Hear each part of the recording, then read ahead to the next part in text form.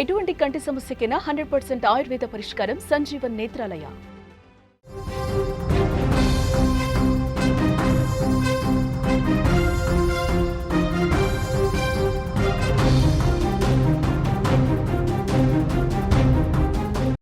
Samarlakota triple murder mystery almost all వీడినట్టే కనిపిస్తోంది. ఎందుకంటే ఇద్దరు వ్యక్తుల్ని పోలీసులు అదుపులోకి తీసుకున్నారు. అదుపులోకి తీసుకున్న ఇద్దరు వ్యక్తులు ఒకరు ఎవరైతే దారుణ హత్యకు గురైందో ఆవిడ భర్త అని తెలుస్తోంది. అట్లాగే అంటే సొంత అంటే ఎవరైతే ఆ ప్రసాద్ ఉన్నాడో ఆ ప్రసాద్నే అదుపులోకి తీసుకున్నట్టుగా మనకు సమాచారం అందుతుంది. ప్రసాద్తో పాటు మరొక వ్యక్తిని కూడా అదుపులోకి తీసుకొని విచారిస్తున్నట్టుగా సమాచారం అందుతుంది. దారుణ హత్యకు నిన్న మాధురి అనే మహిళ, ఆమె ఇద్దరు పిల్లలు ప్రిన్సీ అండ్ నిస్సి అండ్ ఇద్దరు పిల్లల్ని అత్యంత దారుణంగా గుర్తు తెలియని వ్యక్తులు చంపేశారు.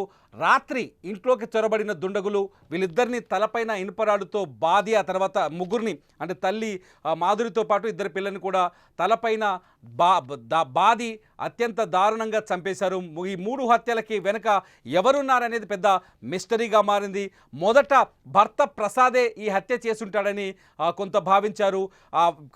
ఈ నేపథ్యంలో పోలీసులు ఆయన్ని అదుపులోకి తీసుకొని విచారిస్తున్నట్టు తెలుస్తోంది. ప్రసాద్తో పాటు ఆమె భర్తతో పాటు మరో వ్యక్తిని కూడా అదుపులోకి తీసుకున్నట్టు తెలుస్తోంది.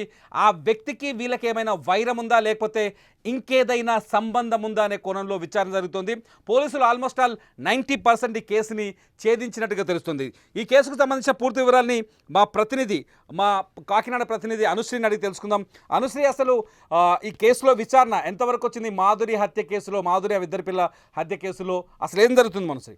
మొదటి నుంచి కూడా భర్తే హంతకుడనే కోణంలో పోలీసులు దర్యాప్తు చేస్తూ వచ్చారు. ధనుప్రసాద్ రాత్రంతా కూడా డ్యూటీలో ఉన్నాడని సూపర్వైజర్ కూడా పోలీసులకు సమాచారం ఇవ్వడంతో అసలైన నేరస్తుడి కోసం వేటైతే ప్రారంభించారు. ఈ నేపథ్యంలోనే సురేష్ అనే ఒక అతన్ని అదుపులోకి తీసుకున్నట్లుగా కూడా తెలుస్తోంది. కాకినాడ జిల్లా సామర్లకోటలో ఈ ముగ్గురు మర్డర్ కేసు ఏదైతే ఉందో ఈ కేసులో కీలకంగా మారిన సురేష్ ని పాలకొల్లు ప్రాంతంలో పోలీసులు పట్టుకున్నట్లుగా కూడా చెబుతున్నారు. అయితే దీనికి సంబంధించి ఏ సమాచారం కూడా పోలీసులు మీడియా ముందు అయితే ఇప్పటి వరకు ఇవ్వకపోవడం కూడా గమనార్హం.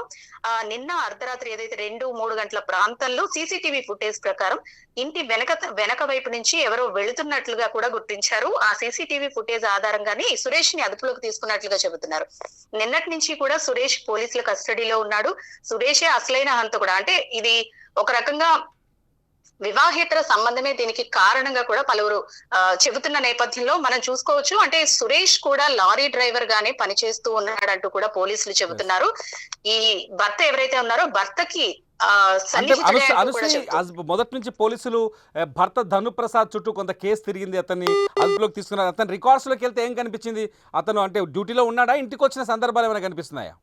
మధ్యలో ధనుప్రసాద్ అయితే నైట్ నుంచి కూడా నైట్ షిఫ్ట్ ఉండడంతో నైటే వెళ్ళిపోయాడు. నైట్ నుంచి కూడా తను ఉదయం వరకు కూడా షిఫ్ట్ లోనే ఉన్నాడంటూ కూడా యాజమాన్యం చెబుతుంది. ఆ కోణంలో కూడా పోలీసులు దర్యాప్తు చేస్తారు. అయితే ధనుప్రసాద్ రాత్రంతా డ్యూటీలోనే ఉన్నట్లు నిర్ధారించుకున్నారు. ఈ నేపథ్యంలోనే సీసీటీవీ ఫుటేజ్ కీలకంగా మారింది. రాత్రి ఎవరో వెనక వైపు నుంచి లోపలికి వెళ్ళడం, అలాగే 2-3 గంటల ప్రాంతంలో మళ్ళీ వెనక డోర్ నుంచి బయటకు రావడం కూడా ఆ సీసీటీవీ ఫుటేజ్ లో కనిపించింది. డాగ్ స్క్వాడ్ ని తీసుకొచ్చినప్పుడు కూడా ఆ డాగ్ స్క్వాడ్ కూడా ఎవరైతే ఈ సురేష్ తిరిగిన ప్రాంతం ఉందో అక్కడే టచ్ ఆడుతూ కూడా కనిపించింది. అయితే ఈ నేపథ్యంలోనే ఆ ఫోన్స్ అంటే ఇందులో ఫోన్లే కీలకంగా మారాయి. ఎవరైతే మృతురాలు ఉందో మృతురాలి ఉంగరాలతో పాటు 2 సెల్ ఫోన్లను కూడా ఈ సురేష్ తీసుకెళ్లిపోవడంతో ఈ సెల్ ఫోన్ ఆధారంగా సెల్ ఫోన్ నంబర్ ని ట్రేస్ చేసి ఎక్కడుందో కనిపెట్టి పాలకొల్లు ప్రాంతంలో ఈ సురేష్ ని అదుపులోకి తీసుకున్నట్లుగా కూడా స్వాధీనం చేసుకున్నారు ఇద్దరివి. సురేష్ దగ్గర ఉన్న 2 ఉంగరాలతో పాటు 2 సెల్ ఫోన్లు స్వాధీనం చేసుకున్నట్లుగా కూడా తెలుస్తోంది. ఈ సెల్ ఫోన్ ద్వారానే సురేష్ ని కూడా అదుపులోకి తీసుకున్నట్లుగా తెలుస్తుంది. Tirumala, right, thank you Anusri. ఇది సామర్లకోట హత్య కేసులో అత్యంత కీలకంగా మారిన మిస్టరీని సెల్ ఫోన్లు బయటపెట్టినట్టుగా తెలుస్తుంది. సెల్ ఫోన్లతో పాటు సీసీ కెమెరా ఫుటేజ్ మొత్తానికి కేసు మిస్టరీని ఛేదించే విధంగా చేసింది. ఎవరైతే దారుణ హత్యకు గురయ్యారో మాధురి, ఆమె ఇద్దరు పిల్లలు నిస్సి, ప్రిన్సీ, వీళ్ళిద్దరూ దారుణ హత్యకు గురయ్యారు. ఇంట్లో రాత్రి నిద్రిస్తుండగా శనివారం రాత్రి అంటే ఆదివారం తెల్లవారుజామున భర్త ధనుప్రసాద్ డ్యూటీ ముగించుకొని ఇంటికి వచ్చేలోపు ఇంటి డోరు తెరవలేదు. ఎంతకీ డోరు తెలియకపోవడం ఓపెన్ చేయకపోవడంతో గోడ దూకి అతను ఇంటి వెనక నుంచి వెళ్ళి చూస్తే ఇంటి వెనక డోరు తెరిచి ఉంది. ఆ లోపలికి వెళ్ళి చూస్తే తన భార్య మాధురితో పాటు తన ఇద్దరు కూతుళ్ళు రక్తపు మడుగులో కనిపించారు. వాళ్ళని చూసి బోరున విలిపిస్తూ ధనుప్రసాద్ ఏడుస్తున్న సీన్ కూడా మనం నిన్న నుంచి చూస్తున్నాం. అయితే మొదట ధనుప్రసాద్ ఇంట్లో లేకపోవడం, నైట్ డ్యూటీలో ఉండటంతో మొదట ధనుప్రసాదే తన భార్య ఇద్దరు పిల్లల్ని చంపేసి ఉంటాడని కొంత అనుమానాలు వ్యక్తమయ్యాయి. అయితే అతని రికార్డులు, అతను ఉద్యోగం చేసే చోట, డ్రైవర్గా పనిచేసే చోట అతని రికార్డుల్ని పరిశీలిస్తే అతను పనిలోనే ఉన్నాడని, తెల్లవారుజాము వరకు పనిలోనే ఉన్నాడు, మధ్యలో బ్రేక్ కూడా తీసుకోలేదని తేలిపోయింది. దీంతో పోలీసులు ఏదైతే హత్యాస్థలానికి వచ్చి తరువుగా ఎంక్వైరీ చేస్తే ఎవరు మాధురికి సంబంధించిన 2 మొబైల్ ఫోన్లు, ఆమె చేతుకున్న 2 ఉంగరాలు కూడా కనిపించలేదు.